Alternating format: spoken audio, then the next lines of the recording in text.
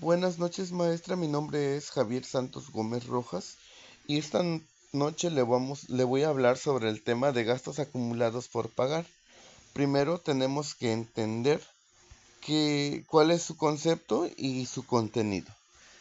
Sigamos con el tema. Los gastos acumulados por pagar son obligaciones por servicios recibidos o de carácter legal. Podemos mencionar algunos ejemplos: la energía eléctrica, el teléfono, el agua, etcétera. De carácter legal quiere decir igualas, intereses sobre pasivos, obligaciones fiscales, etcétera, que han sido formalmente exigidas por el acreedor y que deben estimarse y registrarse para afectar los resultados del ejercicio al que corresponde y reflejar el pasivo estimado relativo. Por lo general son muy a corto plazo. El saldo normal de estas cuentas es acreedor. Se acreditan por el importe estimado de los bienes o servicios recibidos y se cargan por los pagos efectuados. Su saldo acreedor representa el importe estimado de los bienes y servicios recibidos pendientes de pago con vencimiento menor de un año. Usualmente estos gastos solo se registran al cierre del ejercicio social cuando su monto es importante. Ahora conoceremos las normas de información financiera. Estas normas de información financiera nos permiten ciertos alcances. En este tipo de cuentas nos permiten el siguiente alcance, que es el juicio profesional o criterio prudencial. Este señala que los gastos deben registrarse cuando se conocen y justifica la provisión de un pasivo que, aún no siendo exigible formalmente en el momento de su registro, entraña una obligación ineludible por un servicio ya recibido. ¿Qué quiere decir? Que los gastos deben registrarse cuando se reconocen o al momento que se adquieren y se justifica la provisión de un pasivo. Y aun cuando éste no fuere registrado, dice que no nos exime de la responsabilidad de efectuar su pago. El siguiente alcance es el de la relevancia. Esta es una característica cualitativa de los estados financieros. Indica que si los gastos en cuestión no fueran significativos, podría omitirse su registro hasta que estos fueran pagados. ¿Qué quiere decir? Que tal vez no los tendríamos que registrar al momento en que los adquirimos. Pero una vez que salga dinero de nuestro banco o de nuestra caja chica, tenemos que registrarlos de manera obligatoria.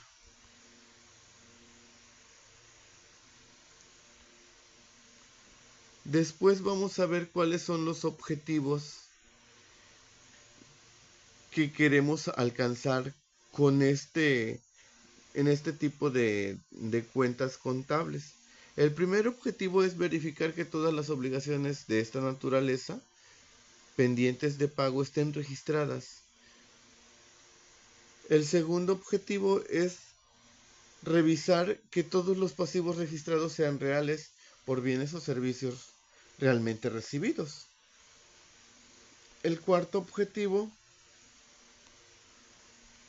es comprobar la razonabilidad del importe estimado en que aparecen registrados. Aquí, ¿cómo podríamos comprobar la razonabilidad? Es pues ver que realmente nos estén cobrando lo justo por el servicio o bien adquirido. Pudiera ser que también el contador que se encarga de llevar la contabilidad de la empresa, pues por ahí nos esté aumentando las cantidades que nos están cobrando por el bien o por el servicio recibido. El siguiente punto es definir su correcta clasificación para efectos de presentación en los estados financieros. definir si son de manera correcta su clasificación, que quiere decir que sean pasivos a corto plazo, pasivos a largo plazo, y que realmente correspondan a lo que a lo que venimos manejando como entidad económica. Después vemos o aprendemos sobre su control interno.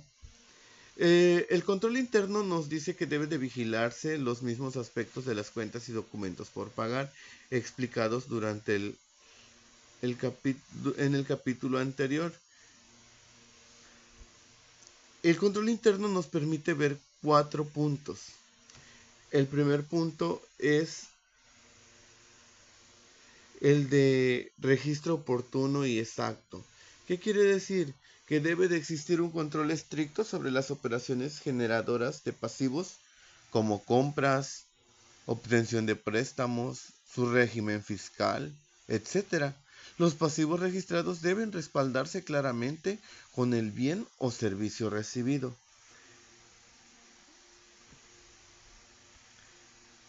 El punto número 2 nos dice que deben someterse a revisión y autorización adecuada previo al registro. Es decir, debe de existir un proceso de autorización previo a su registro que no deje duda de que se trata de un pasivo real por un bien o servicio recibido, el cual debe de ser pagado después. El tercer punto nos dice que se deben de revisar periódicamente la antigüedad y la programación adecuada de los pagos. ¿Qué quiere decir? Que debemos de estar revisando constantemente el plazo de vencimiento que tienen nuestras deudas y programarlas de manera correcta para que no se nos venzan estos plazos y evitemos el pago de moratorios o de mayores intereses.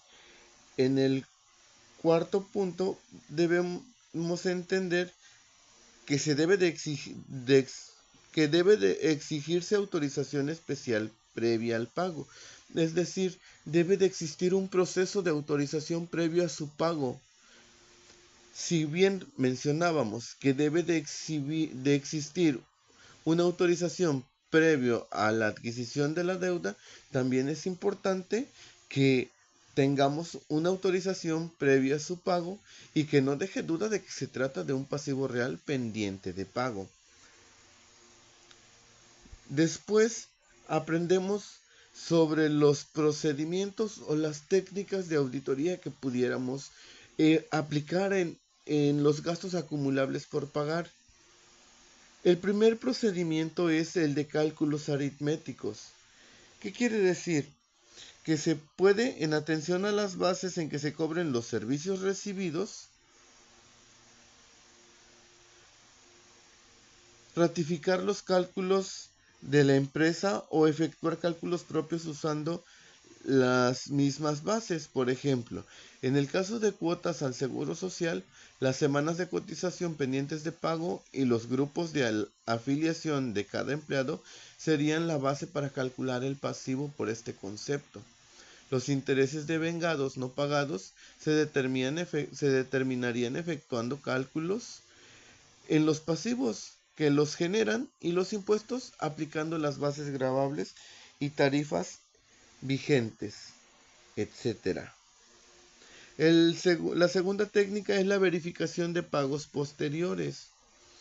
¿Qué quiere decir esto? Que en dicho procedimiento particularmente útil, ya queda además de la certeza del adeudo, se ratifica la razonabilidad del importe estimado contra el documento original del acreedor. ¿Qué quiere decir? Que vamos a ver el registro contable de nuestra empresa y la vamos a cotejar contra la factura que nos ofrece el acreedor o el proveedor, pero esto se hace con la finalidad de dar certeza, de que tengamos la seguridad del adeudo. La tercera técnica de auditoría es la comparación con erogaciones anteriores. Aquí cuando se trata de provisiones de pasivo por gastos periódicos regulares, estamos hablando de luz, agua, teléfono, seguro social, impuesto predial, etcétera. Es posible comparar el importe provisionado contra el pago o contra los pagos efectuados por ese mismo concepto en meses anteriores y juzgar su razonabilidad en atención a su semejanza. En el caso de variaciones importantes se profundizaría aplicando los procedimientos anteriores, ver por qué nuestro recibo tal vez de luz aumentó o en qué nos estamos administrando mal. Eso es lo que tendríamos que revisar. En cuanto a este tema, de mi parte sería todo. No me queda más que agradecer su atención prestada. Muchas gracias.